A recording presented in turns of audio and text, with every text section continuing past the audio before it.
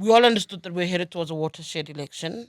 We were part of what was called, loosely called, a moonshot pact, but ultimately the multi-party charter, where you attempted to set the pace and set the tone for power sharing post-elections. But you did this obviously pre the actual elections.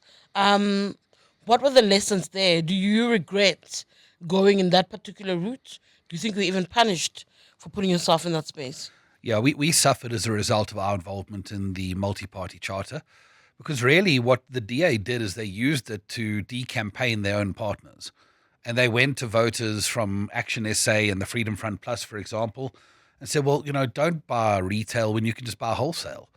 And effectively, they took a huge amount of support in that process. But at the same time, our association with a party like the DA was toxic in black communities across South Africa as well. So that kind of double whammy really was a negative impact to us.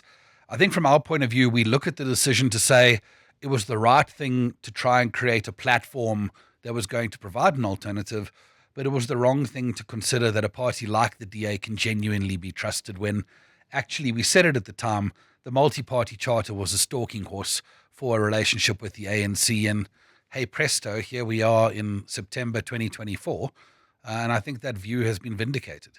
You say Action SA was punished in essence by the negative perception of working with the DA in black communities. You didn't work with the DA in 2024. You've been working with the DA since the 2021 local government elections. Is it not too little too late? Your reflections are literally pointless now.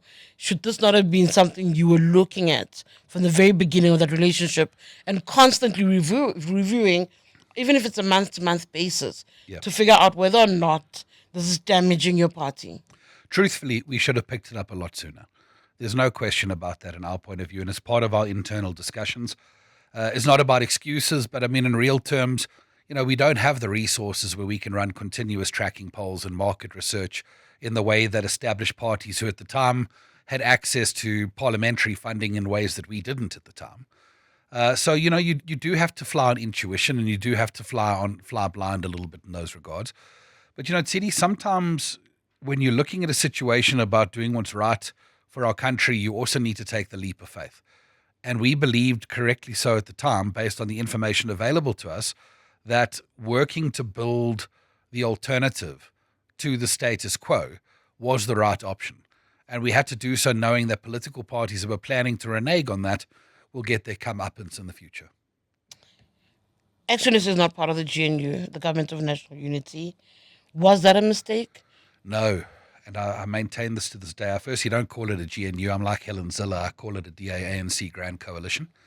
And ultimately, we look at something that we think is very ill-fated. And I think if you look at the last 100 days, which I think was marked yesterday or the day before, I think many ways we are more comfortable by our decision now than we were back then. And that's notwithstanding what we know is that South Africans, we are optimistic people. We look at the advent of a GNU or before it a Cyril Ramaphosa presidency or even before that a Jacob Zuma presidency, and people find things to find encouragement in. And that's why you can actually say that there's an uptick in confidence in certain indicators in the market and otherwise. But actually, in real terms, what's changing? What reforms have arisen post the 29th of May? Because a policy lekgotla was supposed to take place. It's been radio silence coming out of that space. Instead, what we see is the NHI being brought back to life. We see the Bella Bill coming into effect.